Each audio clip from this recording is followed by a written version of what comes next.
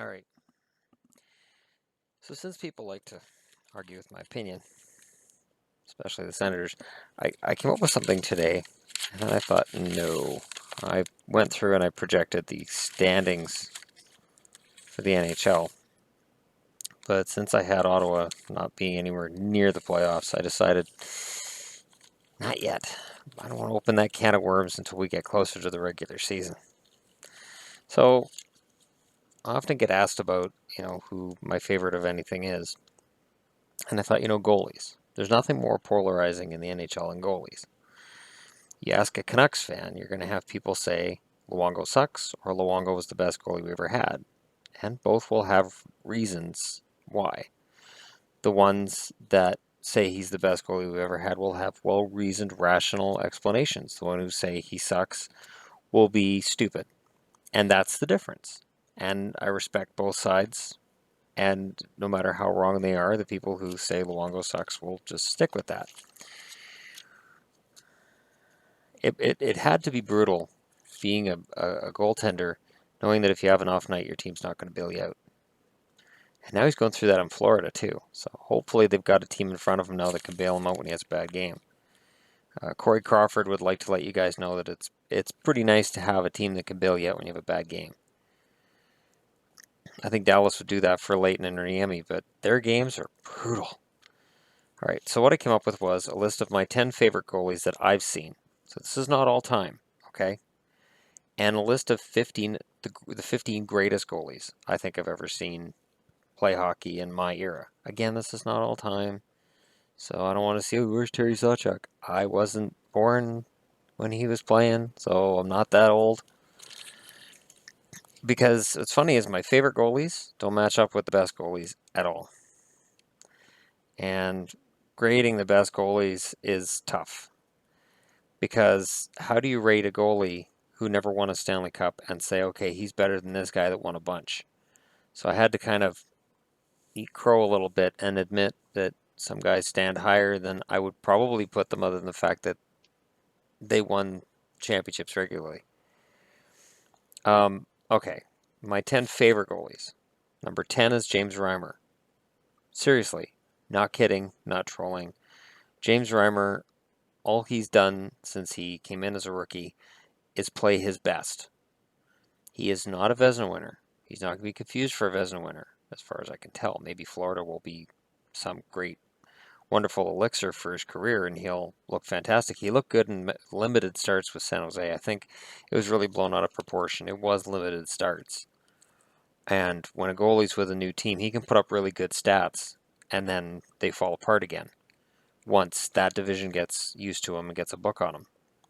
My number 9 favorite goalie that I've seen is Artur Zerbe, and there's a very personal reason for that. Mike Keenan was big on tall goalies. Brian Burke was big on tall goalies. So instead of Zerbe, we got Garth Snow. We were one of the many teams that went through the Sean Burke experiment that didn't work. Zerbe was ditched because he was short. All Zerbe did with Carolina was lead them to a Stanley Cup final. Ultimately, they lost. But that guy fought through so many detractors that, I was a fan, big time. Number 8, Clint Malarchuk. Malarchuk, his stats would have been better for his career had it not been for the freak accident where a skate cut his throat. So when you see a goalie with a neck protector, that's the Malarchuk factor. And honestly, I don't understand why every goalie isn't wearing a neck protector. It's a very simple piece of plastic or plexiglass that can save your life. So I don't understand why any goaltender would not be wearing neck protector, neck guard, whatever you got to wear, because it's your neck. Like it is an extremely and even just for the puck hitting it. I remember seeing the puck hit Luongo in the throat. And just, he goes down like a sack of bricks, because of course he will. So I don't understand why they don't all wear the neck protector. It's ridiculous to me in this day and age. Number 7, I have Cujo, Curtis Joseph. Curtis Joseph I cheered for the most when he started out in St. Louis. St. Louis were underdogs, and Cujo dragged him. He dragged him everywhere. He dragged them to the playoffs. He dragged them through the first round. He dragged them as far as he could. By the time he got to Detroit, which is where, of course, everything fell apart for him, he was already past his prime. So, of course, he didn't lead Detroit to the promised land because he was past his prime at that point. He played his best hockey in St. Louis, Edmonton, and Toronto. I also think Cujo thrived on more shots. I think he was more comfortable facing 35 or 40 shots a night than 20 to 25, which is what he was facing in Detroit. So I don't think he was all that comfortable. I think it took him a good 5-6 shots to get warmed up at the start of the game. Number 6, Cory Schneider. Schneider would probably be higher if he'd stayed in Vancouver. Schneider, though, even if he's never Canuck again, and he never will be, New Jersey will never let him go. 5 years from now, I have a funny feeling Schneider's going to be higher on this list. Schneider's capable of a lot. Okay, he can drag a team to a Stanley Cup. He has an incredible save percentage. His career save percentage is .925. He is the biggest mistake the Canucks have ever made in terms of trading people.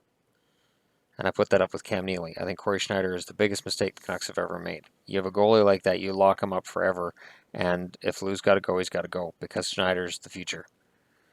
Number 5, Tugger. Ron Tugnutt.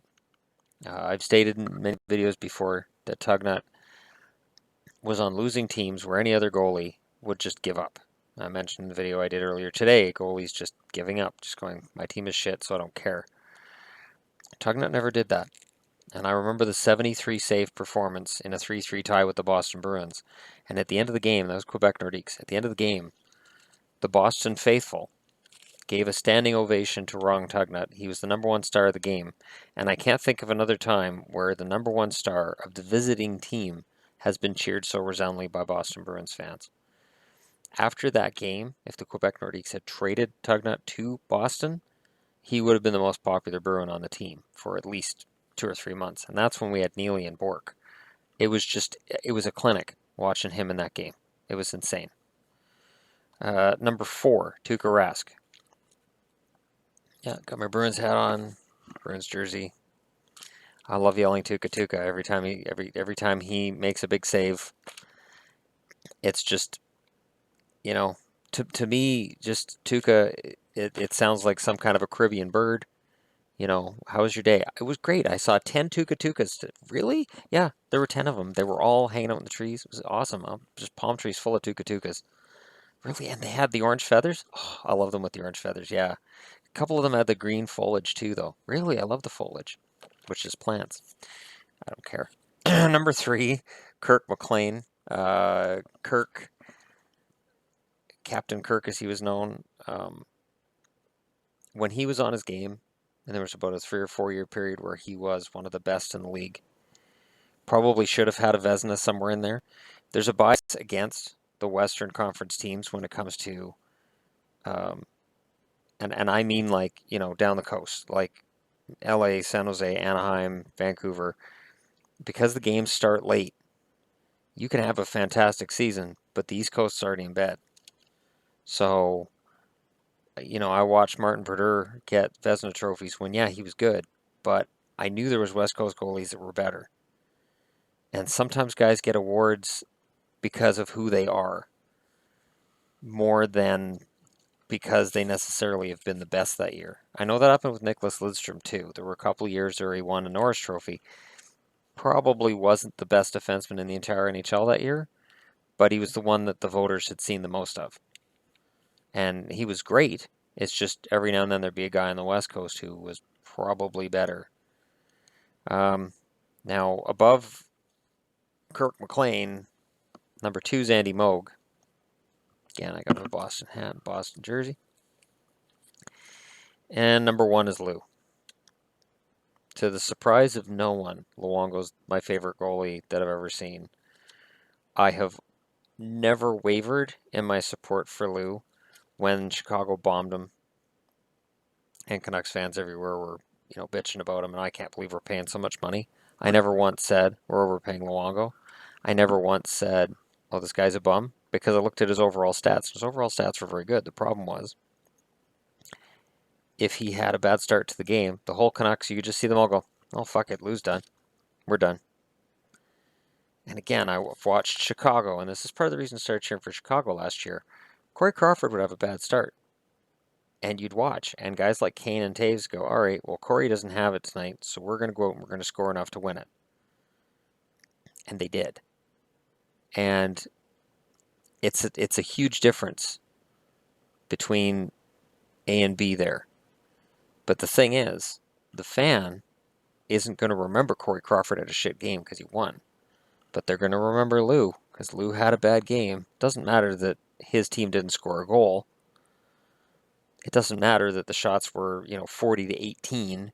Doesn't matter. Doesn't matter that he saved 34 or 40 shots and that he did everything he could.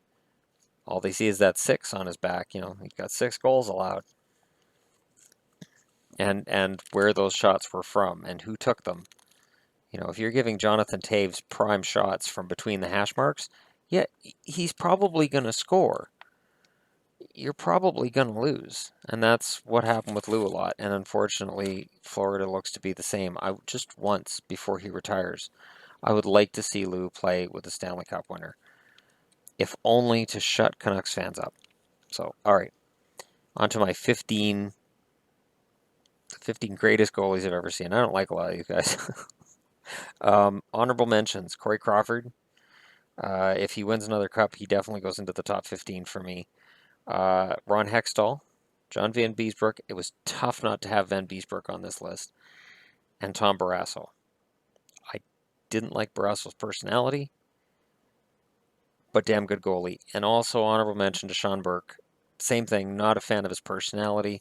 A lot of off-ice problems, but on the ice, I got to admit he had a nice long career, and he played for a lot of bad teams, and again, he didn't let it hurt his game. 15th best goalie I've seen is Chris Osgood. Now wait. Somebody's in net to win those Stanley Cups, and it's Chris Osgood. And I know he didn't play well in St. Louis, and he didn't play well with the Islanders. He likely never makes the Hockey Hall of Fame, but he won Stanley Cups. And the last Stanley Cup he won, there were a lot of games where Detroit didn't play very well, and he made some key saves at key times in the games, and that's why he's on this list. 14 is Jean-Sebastien Giguere. Giguere didn't play for very many seasons as a premier goalie, but man, when he was on, especially the first time they went to the Stanley Cup final, not the one they won, but the one that they lost to New Jersey, holy Lord, he was the reason they were there, and he was the reason that series went to 7. So when he won a Conn Smythe, even though he was the losing goalie, made total sense. Nobody argued it. Nobody. Number 13, Henrik Lundqvist. Lundqvist would be a lot higher on this list if he was better in the... I can't say better in the playoffs. The Rangers have let him down quite a bit. But without having a cup ring, there's guys who are ahead of him that if he has a cup ring, he probably bounces over. But Lundqvist sits at 13 for that reason. 12, Braden Holtby. Holtby ties the record for wins this year. Braden Holtby is going to be one of the best goalies. I would imagine if I did this list again in 5 years, he's probably top 5. Holtby, since he debuted as a Capital, I've hated that he's a Capital because I love the kid's game. I love his attitude. I love how cocky he is. And I love how consistent he is. He is just fantastically consistent. And I don't lay any of the recent Washington failures at his feet at all. Number 11, Mike Vernon. Vernon had a couple of cups. The 1981 and 89 one was very impressive. He robbed the Canucks in Game 7 in 1989. The Canucks, honestly, the biggest underdog story ever. They were, I think they had 77 points. Could have been 73. And Calgary had 114. It was a huge deficit between the two teams, but the Canucks matched up very well with them. And it was Vernon that robbed them. And then Joel Otto kicked it in with his skate, but, I digress. Number 10 on the greatest list is Cujo. Again, Cujo would be higher, if not for cup rings. Not his fault that he played in St. Louis, Edmonton, and Toronto. All due respect to those 3 organizations when he played for them, he was the reason that those teams were as good as they were. Cujo is, was capable at that time of elevating his game and making 40 saves a night and making it look easy and playing 65, 70 games a year. Number 9, Jonathan Quick. I know he had a shit year, in the playoffs this year. But Jonathan Quick for the 2 Stanley Cups, especially the first one where he was lights out the whole playoffs. It was Jonathan Quick's performance, the first Stanley Cup win for LA, the best Stanley Cup playoffs I've ever seen a goaltender have from start to finish. And that's including Tim Thomas in 2011. I would put Quick's performance ahead of that by a mile. Just crazy how good he is when he's on. And he wasn't on in the playoffs this year. Number 8, Andy Mogh. Mogh had cup rings in Edmonton. Not his, because yes, Grant Fuhr had them. But I really don't think that if Mogh had been in net, they would have lost. I think Fuhr was the one that was more in with the guys, and I think they felt more comfortable with him in net than Mogh. But Mogh, with Boston, he got them to the Stanley Cup final twice. He was fantastic, and it is criminal that he didn't win a Stanley Cup in Boston, because with him, Bourque, and Neely, man, that was quite the triple-headed monster they had going on there, and it was a shame. Number 7, Ed Belfour. Not a huge fan of Belfour, even though he won a Stanley Cup in Dallas. I liked him as a rookie somewhat, although there was always something with his attitude I didn't like. But I got to admit, I would put Belfour at number 7 on the list. Number 6, Grant Fuhr, who is here because lots of cup rings, but he wouldn't be on this list if it was for the cup rings. Edmonton could have had a pylon in net some of the nights that they won, and not notice the difference. Where Grant Fuhr won me over was he was mediocre a lot of the time in Edmonton. When his time was up in Edmonton, he dedicated himself to getting in better shape, and his numbers got better when he was in Buffalo, Toronto, and St. Louis. I'm not talking about wins and losses. I'm talking about his save percentage. He faced a ton of shots. He played a ton of games. Keenan played him into the ground. The only reason that St. Louis got knocked out of the playoffs that year is Fuhr was gassed. He'd played 75 games. Or 77 games. Like he was done. But his stats for 77 games were damn good. And that's why I have him at number 6. Because Grant Fuhr, when you would think he could say, well, I've won a bunch of cups, I've made a lot of money, I'm just going to retire. He buckled down, and he proved that he was better than a goalie who was along for the ride with the Edmonton dynasty. He really, on his own, was a fantastic goaltender. Number 5, Martin Brodeur. And this is, Jersey fans will be like, wait, 5? Yeah, 5. He won a lot of games. He faced 20 shots a night. He was a good goaltender. He was good enough to be number 5 on my list.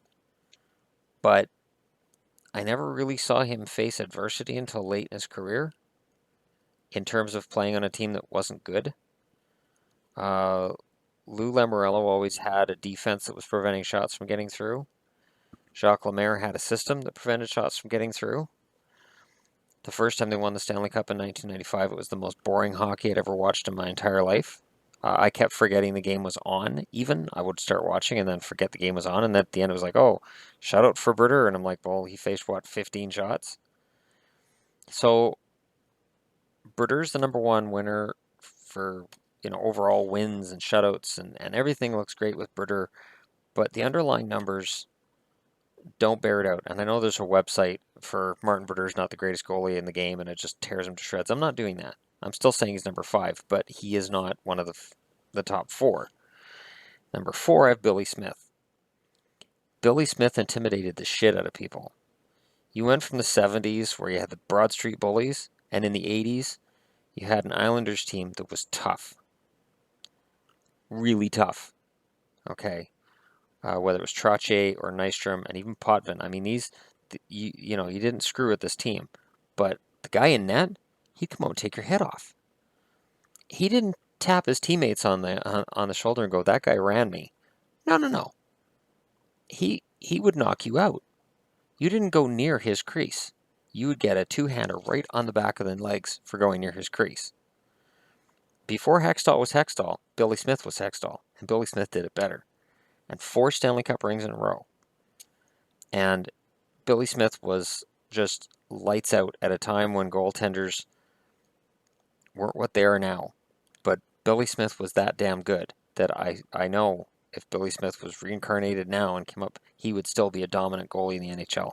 I don't give a damn about height or weight. Billy Smith's compete level and his pure, unadulterated hatred for the opposition made him one of the best in the game. Number 3, I have Carey Price. Oh, this is going to piss people off. But Price is the best of his generation. He is. Montreal is not a great team by any stretch. They're better now than they were at the end of the season, and again, that's going to piss people off. But adding Andrew Shaw and having Shaw and Gallagher as this unholy pest beast that'll drive other teams to drink, it is a sign of how good Carey Price is that when I do my predictions for next year, I say Montreal makes the playoffs in a bad division just based on Price being back. I don't care about anybody else. Price gets them to the playoffs. And he is absolutely one of the best goalies I've ever seen. Why isn't Lou on this list? I don't have Lou on this list. I should have Lou on this list. Number 2, Dominik Hasek. Dominik Hasek, I guess I can say that Lou is an honorable mention. Who would I put Lou ahead of? There's a good question. Who would I put Lou ahead of? Luongo, for his body of work, I would put it 12th ahead of Holtby, which would knock Holtby down to 13th, Lundqvist down to 14th, Giguere down to 15th, and knock Osgood off the list. Is anybody upset that Osgood's on the list? He's not on the list now, unless you count it to 16. Doesn't really matter, but yeah, I would put Lou at 12th because he's been a fantastic goalie. Anyways, but number 2 is Dominik Hasek. He revolutionized the game. He revolutionized the way goalies played. The idea that you just butterfly and make sure the puck hits you, he didn't do that. He flopped and just threw his body at the puck. He didn't care if he had to block it with his face. He didn't care if he had to bring his foot up and kick it out of the net. It didn't matter. Any body part was useful for blocking the puck as long as it kept it out. So when you look at acrobatic goalies now and the moves they do now, they owe their thanks to Dominik Hasek for inspiring them to be what they are. And number 1, well, is there any doubt? I mean, come on, who else would be number 1? I can't stand the guy, but he's the best goalie I've ever seen. He's not a great coach, but Patrick Roy is the best goalie I've ever seen. He absolutely is the best goalie I've ever seen. And he's the reason why when people talk about Lou in Vancouver, and he had a bad game, and it's like, well, Patrick Roy had bad games too. And he did. I mean, shit, I still remember all he had to do was let the puck go for icing, and he came out and played it. And I jumped up and cheered because the game was over. Because if it was an icing, the puck was going to be at the other end of the ice, and Montreal would have a chance to tie the game. And it was an elimination game. So Patrick Roy just basically decided, well, I can let it go for icing. I really want to play golf. And he came out and played it. It was the biggest gaffe in his history. His career, if Lou had done that, Vancouver would have burned. It's mind-boggling to me. But because Roy was so fantastic when he was on for so long, and I honestly think if Patrick Roy had the gift of foresight and knew that Martin Brodeur was going to destroy his records, I think he would have played 2 more years. I think he would have got 600 wins, and then he would have retired. Because Patrick Roy wanted to make sure he owned that record book. And it has to bother him just a little bit knowing that he's number 2 in everything. Not shutouts, because when he started, shutouts weren't what they are now. Now shutouts are just handed away.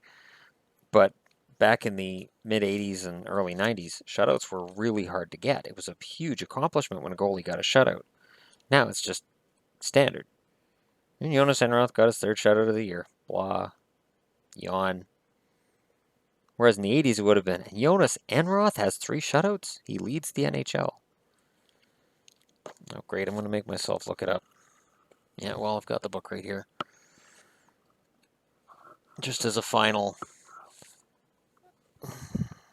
example of how goaltending has changed since the 80s.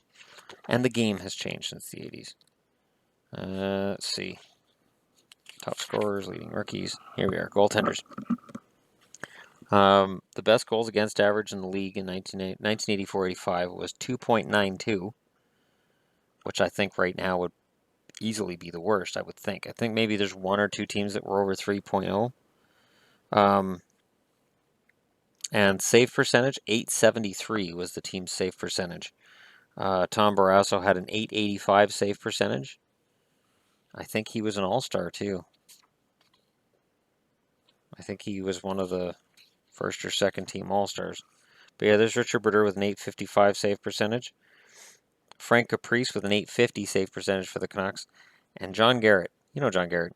This was his last year in the NHL. 819 save percentage. 819. 819. Bob Froese had a 913. He was one of my favorite goalies back then. Pelle Lindbergh had an 899. I was torn on whether or not to put Pelle Lindbergh on that list too. Anyways, I was going to just look at the shutouts really quick. I mean, the save percentage tells a story too, because these days that would just get you put out of the league. Yeah, Buffalo. Tom Barrasso had 5. That was the most in the NHL that year.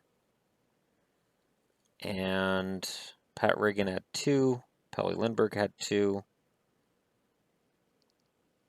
And Warren Skorodensky had 2. Skorodensky, sorry. Sorry, Warren, if you're watching. Kelly Rudy had 2. Steve Weeks had 2. Bob Janesic had 2. They talk in this book about how Bob Janesic had a fantastic rookie season. He's a great goaltender for the Kings. 876 save percentage. And that's it. And the Canucks had 0 that year. So there you go.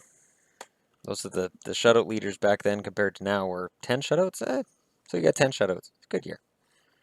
Crazy. Anyways, thanks for watching. And I'm sorry about the drinking game. You didn't get any drinks this time around, did you? Neither did I. My throat is just killing myself. I'm going to have to down like 2 cans of pop after this video. Thanks a lot. Thanks for watching.